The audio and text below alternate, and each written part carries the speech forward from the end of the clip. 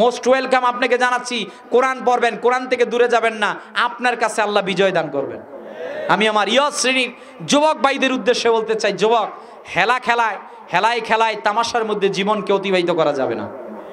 জীবনটা আমাদের কাছে একজনের পক্ষ থেকে আমানত। তিনি কে? বলবেন না, তিনি কে? আমানত। যুবক, তোমার পিছনে এক নাম্বার দুশমন ইবলিস শয়তান, তোমার পিছনে দ্বিতীয় দুশমন, তার নাম দুনিয়া। কথা বল না, দুনিয়া আমাদের জন্য না। রাসূলুল্লাহ সাল্লাল্লাহু আলাইহি ওয়াসাল্লাম বলছেন, কুন ফিদ দুনিয়া কাআন্নাকা গরীব আও আবিরিন সাবির। তুমি দুনিয়ার মধ্যে এমন ভাবে থাকো যেন তুমি একটা মুসাফির। রাসূলুল্লাহ সাল্লাল্লাহু আলাইহি ওয়াসাল্লাম ডাক দিয়ে বলছেন, দুনিয়ার মধ্যে থাকতে পারবে না, চলে যেতে হইবে। দুনিয়া বড় স্বার্থপর, কারো জন্য 3.5 হাতের বেশি নির্ধারণ করে না। কথা বলেন। আমার যুবক লং টাইমের প্রসেসিং এর স্বপ্ন দেখে। যুবক কি স্বপ্ন দেখে?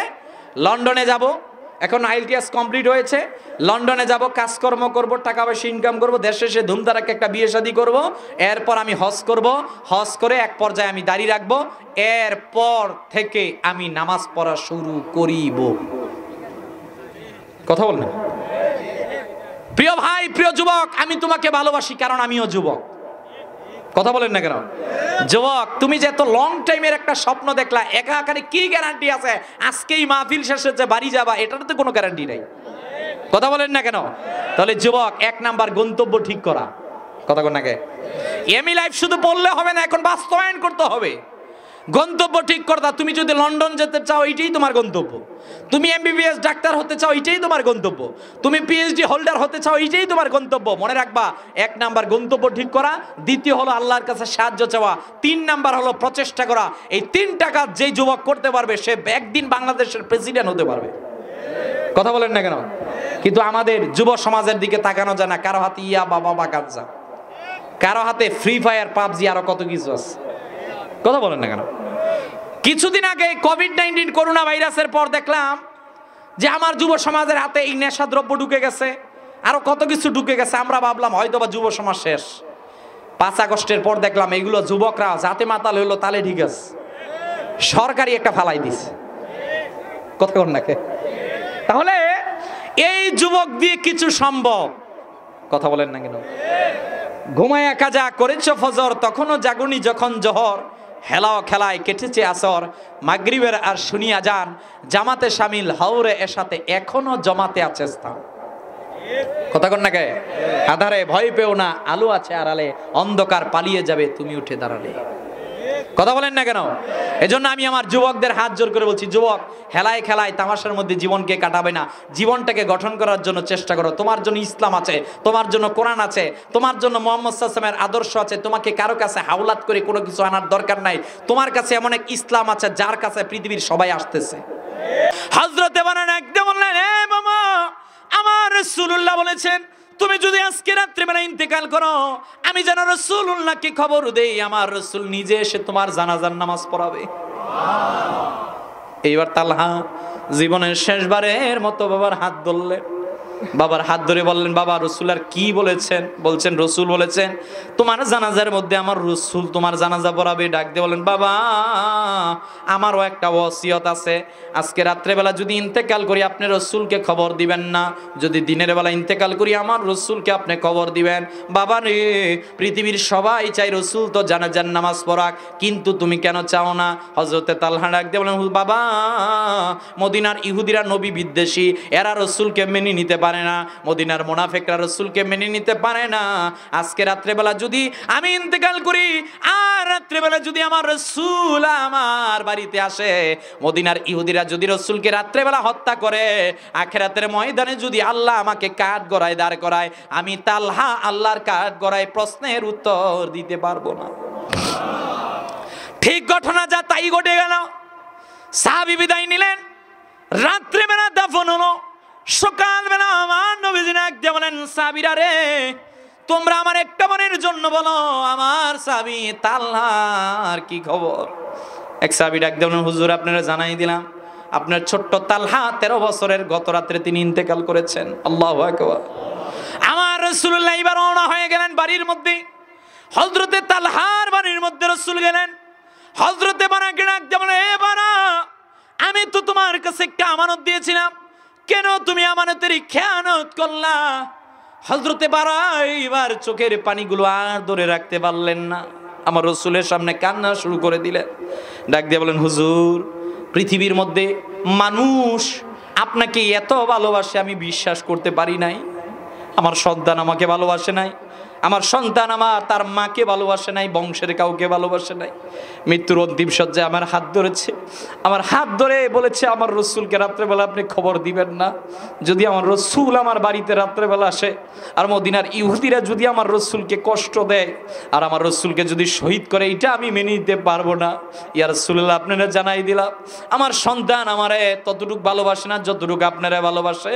ইয়া রাসূলুল্লাহ, আপনারা জানাই দিলাম সন্তান আমার হাত ধরে বলেছে আমার ওয়াদা, আমার রসুলকে আপনি রাত্রেবেলা খবর দিবেন না।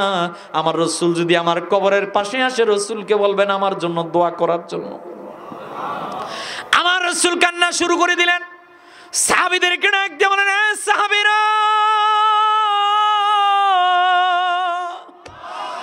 আমি রাসূলুল্লাহ তোমাদেরকে জানাই দিলাম আমার তালহার দিকে কেন তাকাও না। আমার তালহা জীবনের চাইতে বেশি ভালোবাসে আমি রসুলকে। আমি রসুলকে ভালোবাসার কারণে নিজের জানাজার মধ্যে আমি রসুলকে আসতে পর্যন্ত দেয় নাই। তোমরা সাক্ষী থাকো আমার সাহাবী আমারে কতটুকু বেশি ভালোবেসেছে। তোমরা সাক্ষী থাকো আমি তালহার জন্য দোয়া করেছি যে আমাকে জীবনের চাইতে বেশি ভালোবাসবে। আমি রসুল তার জন্য আখিরাতের ময়দানে শাফাতের কান্ডারি হব। আমার রাসূলুল্লাহ কবরের সামনে গেলেন। কবরের সামনে গিয়ে প্রিয় নবীজি দোয়া করলেন, আল্লাহর কাছে হাত ধরে বললেন, মালিক, পৃথিবীর মধ্যে কেউ আমাকে এত ভালোবাসে, আল্লাহ আপনি তার জন্য হয়ে যান। আমার রাসূলুল্লাহ ডাক দিয়ে বলেন, শোনো রে, তোমাদেরকে জানিয়ে দিলাম 13 বছরের সাহাবী তালহা দুনিয়া থেকে বিদায় নিয়েছে। টেনশন নাই, চিন্তা নাই যে আমি রসুলকে জীবনের চাইতে বেশি ভালোবাসবে, আমার আল্লাহ তাকে জীবনের চাইতে বেশি গুরুত্ব দিবেন। আমার আল্লাহ রাব্বুল আলামিন অনেক গুরুত্ব দিবেন, তাকে জান্নাত দিবেন। আল্লাহ তাআলা ডাক দিয়ে বলেন, মা আনতা বিনিআমাতি রাব্বিকা বিমাজনুন। বন্ধু, আপনি পাগল না, আপনি পাগল না, আপনি পাগল না। আপনি আরেকটা উদাহরণ নেন। আমার রাসূলুল্লাহর জলিলুল কদর সাহাবী ছিলেন হযরতে আনাস বিন মালিক রাদিয়াল্লাহু তাআলা আনহু। সাইয়েদনা আনাস বলেন, যেই দিন রাসূল মদিনার মধ্যে আসলেন, আমার মা আমাকে হাতের মধ্যে ধরে নবীজির কদমের মধ্যে নিয়ে গেলেন। আমি রাসূলের কদমের মধ্যে গেলাম। আমার মা আমারে ডাক দিয়ে বললেন, এ আনাস, আমি রাসূলের কদমে আসলাম, সবাই হাদিয়া দেয়, হাদিয়া দেওয়ার মতো কিছু নাই, তোমারে জানাই দিলাম আমি রাসূলের খেদমতের জন্য তোমারে হাদিয়া দিয়ে দিলাম। আমি তোমারে হাদিয়া দিয়ে দিলাম, তুমি মন খারাপ করবে না। হযরত আনাস বলেন, আমি রাসূলুল্লাহ সাল্লাল্লাহু আলাইহি ওয়াসাল্লামের কদমে রইলাম 10টা বছর। কত বছর? আমি 10 বছর প্রিয় নবীজি মুহাম্মদ সাল্লাল্লাহু আলাইহি ওয়াসাল্লামের খেদমতে রইলাম। ফালাম ইয়াদরিবনি দরবাতান ওয়ালাম ইয়াসুব্বানি ওয়ালাম ইয়াবাস ফি ওয়াজহি। 10 বছরের খেদমত করলাম, রাসূল কোনোদিন আমাকে গালাগালি করেন নাই, প্রহার করেন নাই।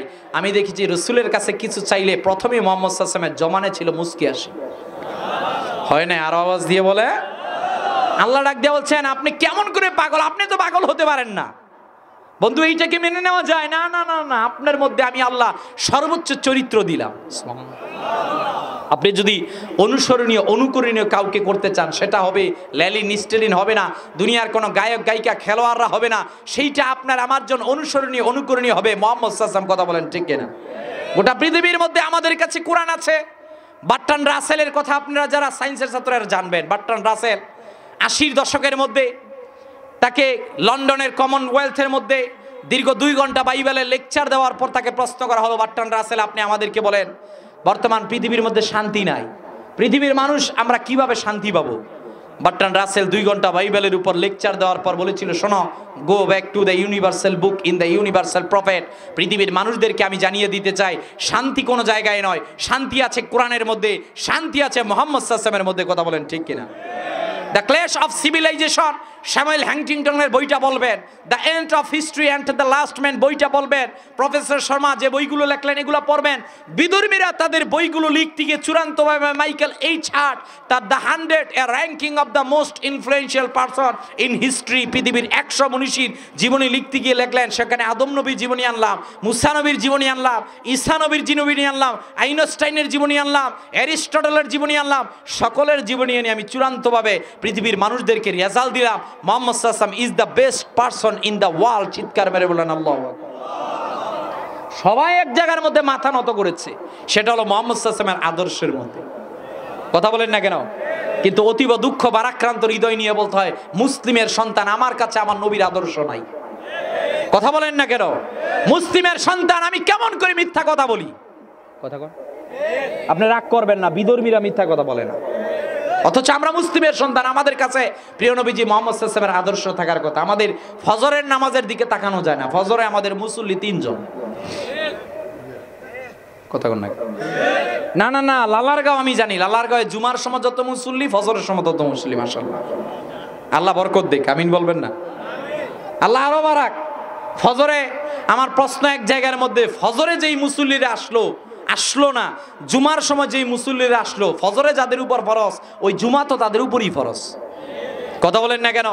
প্রিয় ভাইয়েরা আমার, আপনার সমাজে, রাষ্ট্রে, আপনি বাড়িতে কখনো শান্তি আনতে পারবেন না। নামাজকে, সালাতকে মাইনাস করে কোনো ঘরে শান্তি আসতে পারে না। এজন্য নামাজের একটা বিপ্লব হওয়া দরকার। আমাদের ঘরগুলোর মধ্যে কোরআন তেলাওয়াত হচ্ছে না। কথা বলেন না কেন? রমজান সমাগত, দারুল কেরাতে কোরআন শিখবেন, মোস্ট ওয়েলকাম আপনাকে জানাচ্ছি। কোরআন পড়বেন, কোরআন থেকে দূরে যাবেন না, আপনার কাছে আল্লাহ বিজয় দান করবেন।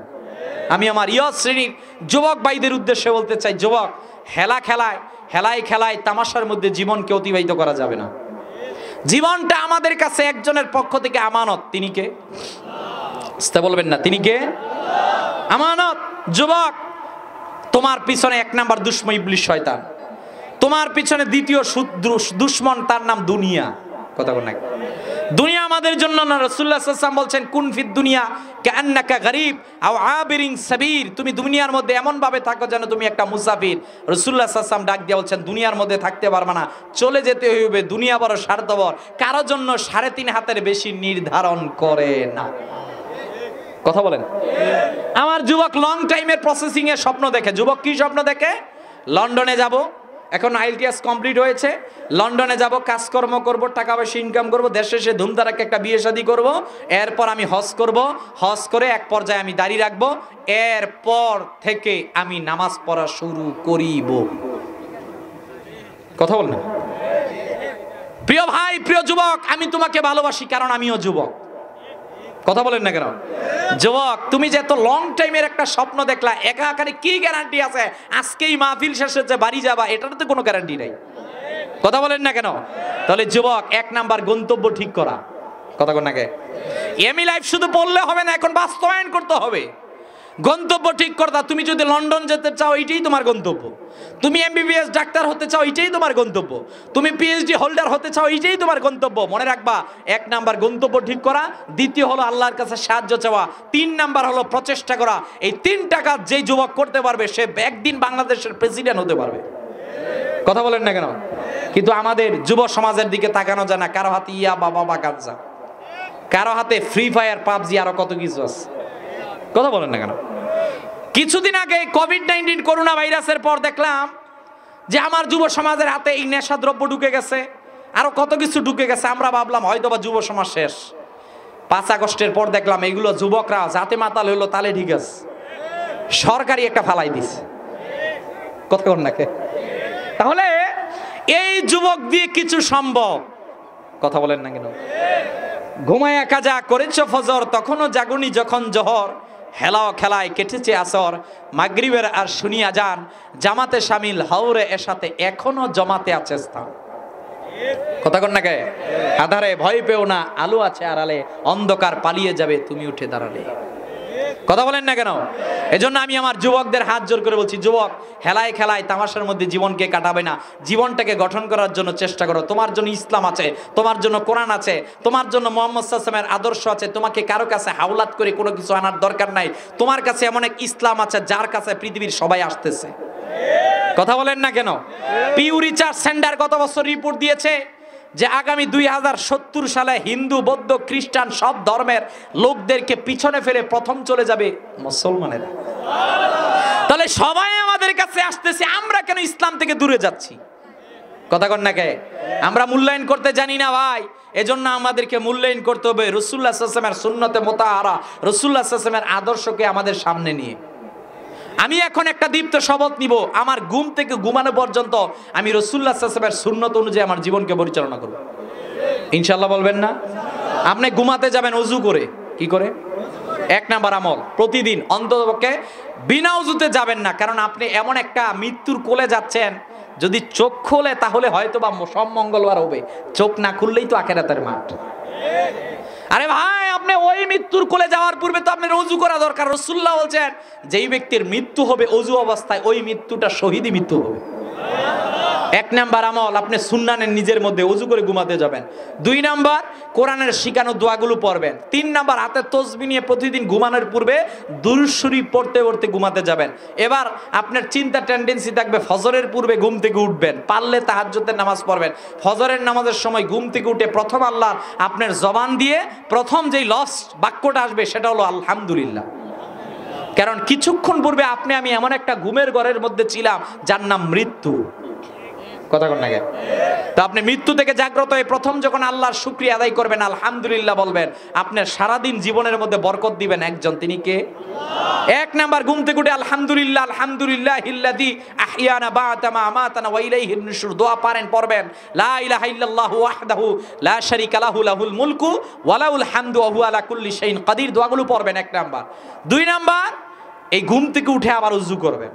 3 নাম্বার, ঘুম থেকে উঠে আমাদের প্রথম কাজ হলো মসজিদে ফজরের নামাজ পড়া। কথা কন না কেন? আমাদের ফজর আমরা ঘুম থেকে উঠি সকাল 10:30টায়। সবাই বললেন না যে? I am sorry to say, আমি কাউকে কষ্ট দেওয়ার জন্য বলছি না, বাস্তবতা বলছি। 10:30টায় ঘুম থেকে উঠে কিসের আলহামদুলিল্লাহ পড়বো? গত রাত্রে আমি একটা ছবি আপলোড দিয়েছিলাম, এইটার মধ্যে কয়টা লাইক কমেন্ট, কয়টা নোটিফিকেশন আছে এসেছে, এইটার দিকে তাকাতে তাকাতে আমাদের ঘুম ভাঙে। কথা বলেন ভাই? না না না ভাই, তাহলে তো আপনি কেমন রাসূলুল্লাহ সাল্লাল্লাহু আলাইহি ওয়াসাল্লামের উম্মত হলেন? আপনি কেমন আদর্শ নিজের মধ্যে নিলেন? মনে রাখবেন, আল্লাহকে বেজার করে, আমার রাসূলকে বেজার করে আপনি কখনো দুনিয়ার মধ্যে শান্তি পেতে পারেন? তাহলে আমাদের ঘুম থেকে ঘুমানো পর্যন্ত আমরা রাসূলের সুন্নাত পালন করব তো ইনশাআল্লাহ। 4 নাম্বার আয়াতের মধ্যে এখানে আল্লাহ রাব্বুল আলামিন বিস্তরভাবে বললেন ওয়া ইন্না লাকা লাআজরান গায়রা মামনুন, বন্ধুরে আপনারে কত দিব, এত দিব আপনি খুশি হয়ে যাবেন। চূড়ান্তভাবে আল্লাহ রাব্বুল আলামিন বললেন ওয়া ইন্নাকা লাআলা খুলুকিন আযীম, বন্ধু সবচেয়ে সুন্দর চরিত্রটা আমি আল্লাহ আপনারে দিলাম। এইবার সাহাবায়ে কেরামগণ বলেন রাসূলুল্লাহ সাল্লাল্লাহু আলাইহি সাল্লাম আমাদেরকে যে ইসলামের দাওয়াত তিনি শিক্ষা দিলেন, আমাদেরকে যা বুঝালেন আমরা তা মেনে নিলাম। সাহাবীরা বললেন, রাসূল বললেন 5 ওয়াক্ত নামাজ পড়তে হবে, আমরা 5 ওয়াক্ত নামাজ পড়লাম। প্রিয় নবীজি বললেন ঈমান আনতে হবে, ঈমান আমরা আনলাম। প্রিয় নবীজি বললেন নেক আমল করতে হবে, আমরা নেক আমল করলাম। একজন সাহাবায়ে কেরামদেরকে কাফেররা উত্তপ্ত পানির মধ্যে ফেলে দেয়।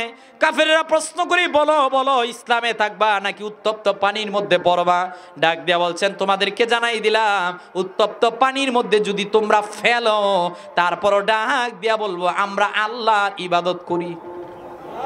হয় না? আরো আওয়াজ দিয়ে বলেন। এই রকমের আল্লাহর হাবিব সাল্লাল্লাহু আলাইহি ওয়াসাল্লাম সাহাবীদেরকে তৈরি করলেন। সাহাবীদেরকে বললেন নে সাহাবীরা, দুনিয়া তোমাদের জন্য নয়, দুনিয়া থেকে তোমাদেরকে সকলকে বিদায় নিয়ে চলে যেতে হবে রে সাহাবীরা, তোমাদেরকে জানিয়ে দিলাম। ইয়া রাসূলুল্লাহ, চলে যদি যেতেই হয় কেমনে পার পাবো? নবীজি ডাক দিয়ে বলেন নামাজগুলো ঠিক রাখো, ইবাদতগুলো ঠিক রাখো, প্রত্যেকের জীবনে স্পেশাল কিছু কিছু আমল নাও। আমার নবীজি সাল্লাল্লাহু আলাইহি ওয়াসাল্লাম মদিনাতুল মুনাওয়ারা থেকে অনেক দূরে ছিলেন। মদিনাতুল মুনাওয়ারার মধ্যে মদিনা থেকে একদিন সকালবেলা তাঁবুর ভিতরে রাসূলুল্লাহ সাল্লাল্লাহু আলাইহি ওয়াসাল্লাম রইলেন। সকালবেলা প্রতিদিনের মতো আজকেও সূর্য উঠলো। আমার রাসূলুল্লাহ সাল্লাল্লাহু আলাইহি ওয়াসাল্লাম আজকে সকালবেলা যখন সূর্য উঠলো, এক সাহাবী গিয়ে বলেন হুজুর আপনারে জানাই দিলাম প্রতিদিনের মতো আজকেও তো সূর্য উঠেছে। ইয়া রাসূলুল্লাহ, ইয়া হাবিবাল্লাহ, তবে আজকের সূর্যের আলোটা অনেক কিরণ ছড়াচ্ছে, আমরা তো বুঝলাম না। ঠিক ওই মুহূর্তের মধ্যে হযরতে জিবরাইল আলাইহিস সালাতু ওয়াস সালাম আসলেন। ইয়া রাসূলুল্লাহ, ইয়া হাবিবাল্লাহ, সাহাবীরা কি বলেন? আল্লাহর হাবিব সাল্লাল্লাহু আলাইহি ওয়াসাল্লাম ডাক দিয়ে বলেন জিবরাইল তোমারে জানাই দিলাম প্রতিদিনের মতো আজকেও তো সূর্য উঠেছে, তবে আজকে সূর্যের আলোটা কেমন জানি কিরণ ছড়াচ্ছে। আমার রাসূলকে হযরতে জিবরাইল ডাক দিয়ে বললেন ইয়া রাসূলুল্লাহ, ইয়া হাবিবাল্লাহ সাল্লাল্লাহু আলাইহি ওয়াসাল্লাম, ওগো নবীজি আপনারে জানাই দিলাম মদিনার মধ্যে আজকে এমন একজন সাহাবী ইন্তেকাল করেছে, এই সাহাবীর জীবনের মধ্যে একটা স্পেশাল আমল আছে। ইয়া রাসূলুল্লাহ, ওই এক স্পেশাল আমলের কারণে আজকে তার জানাজার মধ্যে উপস্থিত হওয়ার জন্য আমি জিবরাইল আসলাম। হুজুর, আপনারে জানাই দিলাম তার জানাজায় উপস্থিত হওয়ার জন্য আমি জিবরাইলের সঙ্গে আরশে আজিম থেকে 70,000 ফেরেশতা এসেছে।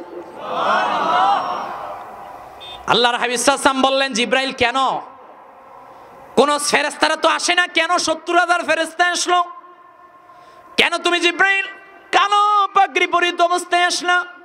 হযরতে জিবরাইল ডাক দিয়ে বললেন, হুজুর, ও গো নবীজি, আপনার একটা মনের জন্য জানাই দিলাম গো নবীজি, আপনি জেনে রাখেন আপনার এই সাহাবীর জীবনে একটা স্পেশাল আমল আছে। ইয়া রাসূলুল্লাহ, আপনার এই সাহাবীর জীবনে একটা স্পেশাল আমল আছে। এই সাহাবী যখনই সময় পেত কোরআনুল কারীমের ওই সূরা তেলাওয়াত করত। কুল হুয়াল্লাহু আহাদ আল্লাহুস সামাদ লাম ইয়ালিদ ওয়া লাম ইউলাদ ওয়া লাম ইয়াকুল লাহু কুফুয়ান আহাদ। বলেন আল্লাহু আকবার। ইয়া রাসূলুল্লাহ, আপনার এই সাহাবী যখনই সময় পেত, সময় পেলে আপনার এই সাহাবী দুইটা সময় পেলে সূরা ইখলাস তেলাওয়াত করত। ইয়া রাসূলুল্লাহ, আমার আল্লাহ আপনার এই সাহাবীর প্রতি এত খুশি হয়েছেন। ইয়া রাসূলুল্লাহ, একবারের জন্য আপনারে জানাই দিলাম গো নবীজি, ইয়া রাসূলুল্লাহ, এই একটা আমল করার কারণে দুনিয়া থেকে আমার আল্লাহ তার জন্য জান্নাতের টিকেটটা আপনার মাধ্যমে জানিয়ে দিয়েছে। হয় না? আরো আওয়াজ দিয়ে বলে। তাহলে আমি কেন বললাম, আমার আলোচনাকে সামনে রেখে আমি একটা আমল দিয়ে গেলাম আপনাদেরকে। কয়টা? সবাই বলেন কয়টা? একটা, অনলি ওয়ান, একটা আমল দিচ্ছি ভাই। এমনও তো হতে পারে আজকে এখান থেকে মালাকুল মউত চলে আসলে আমি যে ঢাকা যাব কোনো গ্যারান্টি আছে? আপনি যে বাড়ি, আমরা যে বাড়িতে যাব কোনো গ্যারান্টি আছে? কয় বছর বাঁচবেন আপনি? বাবা আদম আলাইহিস সালাম 960 বছর, নূহ আলাইহিস সালাম 1340 বছর, হযরত লোকমান আলাইহিস সালাম 1000 বছর। সর্বোচ্চ হায়াত যিনি পেয়েছিলেন ওনার নাম যুলকারনাইন। এই যুলকারনাইনের হায়াতের ব্যাপারে এসেছে 1650 বছর বেঁচেছিলেন। সুবহানাল্লাহ, বাড়িতে যাই কইবেন। এইটা রেকর্ড, সর্বোচ্চ রেকর্ড। কেউ ভাই আমি জানি না আপনার এই লালারগাঁও এলাকার মধ্যে 200 বছরের হায়াতের কয়টা লোক আছে? আসেনি? 200 বছরের লোক আসেনি? একজনও নাই। আপনিই তো বলছেন একজনও নাই। তাহলে আপনার কিসের অহংকার? আপনার কিসের গর্ববোধ? আপনার কোনো অহংকার নাই, আপনার কোনো গর্ববোধ নাই। মাটির মানুষ মাটিতেই যেতে হবে। কথা বলেন না কেন? তবে এই মাটির মানুষ মাটিতে গিয়ে আবার একদিন দাঁড়াতে হবে। ওই দিন আল্লাহ তাআলা জিজ্ঞেস করবেন, এ বান্দা, জীবনের হিসাব দে। We have to give an account of every moment of our life to Allah. যে death is the beginning of life. মৃত্যুর পর আমাদের এমন একটা জীবন শুরু হবে যে জীবনের পর আল্লাহ আমাদেরকে 5টা প্রশ্নের উত্তর জানতে চাইবেন। ওই দিন আল্লাহ যদি রহমানের রহমানিয়াত দিয়ে আমাদেরকে ক্ষমা না করেন, রাসূলুল্লাহ যদি শাফাত না করেন, তাহলে আমলের বড়াই দিয়ে একটা লোক জান্নাতে যেতে পারবো? কথা বলেন, যেতে পারবো? আমলের বড়াই দিয়ে একটা লোক আমরা জান্নাতে যেতে পারবো। তাহলে আমাদের তো উচিত প্রত্যেকের এই জিনিসটা প্রত্যেকের জীবনের মধ্যে এমন কিছু স্পেশাল আমল নেওয়া, যেই স্পেশাল আমলের কারণে আমরা জান্নাতে যেতে পারি। কথা কন না কে? তাহলে আমাদের আজকের আলোচ্য এই টপিকের মূল বক্তব্যটা এবার আমি আপনাদের সামনে উপস্থাপন করছি। সূরা কলমের এই প্রথম আয়াতগুলো দিয়ে আল্লাহ রাব্বুল আলামিন আমাদেরকে যেই বিষয়টা বুঝাতে যাচ্ছেন সেটা হলো, তোমার ঈমান ততক্ষণ পর্যন্ত পরিপূর্ণ হবে না যতক্ষণ না তুমি আমার রাসূলকে জীবনের চাইতে বেশি ভালো না বাসবা। কথা বলেন। আমি আমার রাসূলের ক্ষেত্রে এমন শব্দ প্রয়োগ করব না যেটা সাধারণের ক্ষেত্রে ব্যবহার করি। কথা বলেন না কেন? আমি আমার রাসূলকে সর্বোচ্চ, আমার রাসূলুল্লাহ সাল্লাল্লাহু আলাইহি ওয়াসাল্লামকে সর্বোচ্চ সম্মান দিয়ে আমি কথা বলবো। যেখানে আল্লাহ দিয়েছেন লা তাকুলু রাইনা ওয়া কুলু উনজুরনা ওয়াসমাউ ওয়ালিল কাফিরিনা আযাবুন আলীম, যেখানে আল্লাহ তাআলা এই কথা বললেন সেখানে আপনি আমি কেন দিব না? আমার রাসূলকে সম্মান দিলে আপনার সম্মান বৃদ্ধি করবেন একজন, তিনি কে? এক নাম্বার। 2 নাম্বার, এই আয়াতের মধ্যে আল্লাহ রাব্বুল আলামিন বুঝালেন তোমাদের জন্য সবচেয়ে সুন্দর চরিত্র যিনি অনুসরণীয় আর অনুকরণীয় হবেন তিনি হবেন মুহাম্মদ সাল্লাল্লাহু আলাইহি ওয়াসাল্লাম। কথা বলেন না কেন? এজন্য আমি আমার যুবক ভাইদেরকে বলতে চাচ্ছি, চুল কাটার স্টাইল থেকে শুরু করে দাড়ি রাখার স্টাইল থেকে শুরু করে সবগুলো আমার রাসূলুল্লাহ সাল্লাল্লাহু আলাইহি ওয়াসাল্লামের তরিকা অনুযায়ী হবে। কথা বলেন ভাই। এ ডানে বানে যাবেন না ভাই। আপনার জন্য আছে, আপনি নিতে পারছেন না। আমার জন্য, আমাদের জন্য আছে, আমরা নিতে পারছি না। এজন্য পৃথিবীর মধ্যে আমরা মাইর খাচ্ছি। মাইর খাবো না, ঘুরে দাঁড়াতে পারবো ওই দিন যেই দিন আমাদেরকে আদর্শ মুহাম্মদ সাল্লাল্লাহু আলাইহি ওয়াসাল্লামকে আমরা সামনে নিতে পারবো। কথা বলেন ঠিক কিনা? এজন্য আমি প্রত্যেকের উদ্দেশ্যে বলবো, এই যে মাস চলে যাচ্ছে, মাস চলে যাচ্ছে, মাস আসতেছে, শাবান মাস আসতেছে। কথা কর না কে? রাসূলুল্লাহ শিক্ষা দিলেন, আল্লাহুম্মা বারিক লানা ফি রজবা ওয়া শাবান ওয়া বাল্লিগনা রমাদান। রাসূলুল্লাহ সাল্লাল্লাহু আলাইহি ওয়াসাল্লাম বলেন, প্রস্তুতি নাও রমজানের কথাকে সামনে রেখে। আমরা এখন থেকে একটা শপথ নিলাম, আগামী রমজানে যেহেতু জীবন দুনিয়ার মধ্যে থাকবে না, আমরা নিয়ত করলাম আগামী রমজানে 30টা রোজা রাখবো। ইনশাআল্লাহ বলবেন না? আল্লাহ প্রত্যেককে কবুল করুক, আমিন বলবেন না? আমরা নিয়ত করলাম আগামী রমজানে অন্তত পক্ষে একটা বার হলো কোরআনুল কারীমের খতম করব। ইনশাআল্লাহ বলবেন না? আমরা নিয়ত করলাম আগামী রমজানে অন্তত পক্ষে 20টা দিন হলো আমরা অন্তত পক্ষে 20টা দিন হলো তাহাজ্জুদের নামাজ পড়ব। ইনশাআল্লাহ বলবেন? ভাই আমি বলছি দুনিয়ার মধ্যে থাকতে পারবেন না। সাহাবী হযরতে মুয়াবিয়া ইবনে মুয়াবিয়া আল মাযানি ওনার নাম, তিনি একটা আমল করেছেন, সূরা ইখলাসকে শুধু ভালোবেসেছেন, আল্লাহ দুনিয়া থেকে জান্নাতের সার্টিফিকেট দিয়েছেন। তাহলে আমরা কেন ভালো কাজ করতে পারি না? আমি সবসময় ওযু অবস্থায় থাকবো, আল্লাহর ওলির ইসারা সওয়াব, এখানে যে প্রতি বছর মাহফিল সাজানো হয়, আশপাশে যে মাহফিল সাজা হয়, আমি চিন্তা করব দুনিয়ার মধ্যে পারলে ফেসবুককে কম চালিয়ে পারলে 2টা রাকাত নামাজ বেশি পড়ব। ইনশাআল্লাহ বলবেন না? পারলে একবার সুবহানাল্লাহ বেশি পড়ব, পারলে আমি আল্লাহকে একটা ডাক বেশি দিব। ভাই আবারও বলছি, শেষ কথা, চূড়ান্ত কথা এইটা, আজকে বালিশের মধ্যে, মাথার মধ্যে বালিশ রেখে আপনি একটা কথা চিন্তা করবেন, একটা কথা নিজের মধ্যে আনবেন, আমার যেই লাইফ স্টাইল, আমি যেই জীবন পরিচালনা করছি, আমার জীবন দিয়ে আমার আল্লাহ আমার প্রতি খুশি আছেন কিনা? কথা কন না কে? যদি বলেন যে আপনার জীবন দিয়ে আল্লাহ খুশি, আমি বলবো আপনি সফলকামী, হু আর সাকসেসফুল। সফলকামী কি? আপনি সফলকামী, কারণ আপনার ইমান আর আমল দিয়ে আল্লাহ খুশি। কিন্তু আপনার ইমান আর আমল যদি পরিপূর্ণ না হয়, আমি বলবো গো ব্যাক, এখনই ব্যাক নেন, পিছনে যান, তওবা করেন, আজকে থেকে 5 ওয়াক্ত নামাজ পড়েন, আজকে থেকে আমার রাসূলের সুন্নতগুলো নিজের জীবনে বাস্তবায়ন করার জন্য চেষ্টা করেন। যদি করতে পারেন তাহলে আপনার জীবনে এই দুনিয়া থেকে দেখবেন কবরে যাওয়ার পর রাসূলুল্লাহ সাল্লাল্লাহু আলাইহি ওয়াসাল্লাম মুস্কি হেসে আপনাকে সিগন্যাল দিচ্ছে। আপনি দেখতে পারবেন এই দুনিয়া থেকে চলে যাওয়ার পর আখিরাতে যেই 5টা প্রশ্ন আল্লাহ জিজ্ঞেস করবেন, বান্দা তোমার জীবনের হিসাব দাও, বান্দা তোমার যৌবনের হিসাব দাও, বান্দা তুমি যতটুকু জেনেছিলা তদ অনুযায়ী কি আমল করেছিলা, হিসাব দাও, বান্দা তুমি যেই পথে টাকা পয়সা ইনকাম করেছিলা তার হিসাব দাও। 5 নাম্বার বলবে তুমি যেই পথে টাকা পয়সা ব্যয় করেছিলা তার হিসাব দাও। এই 5টা প্রশ্নের উত্তর ওই দিন যে দিতে পারবে সে হলো সফলকামী। একটু দুরূদ শরীফ পড়েন, আল্লাহুম্মা।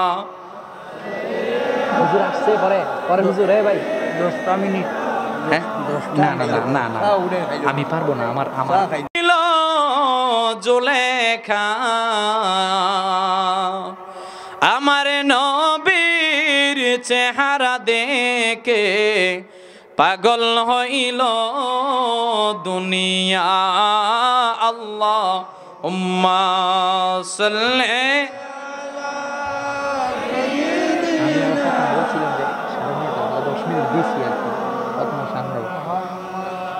ওয়ালা আলি সাইয়্যিদিনা।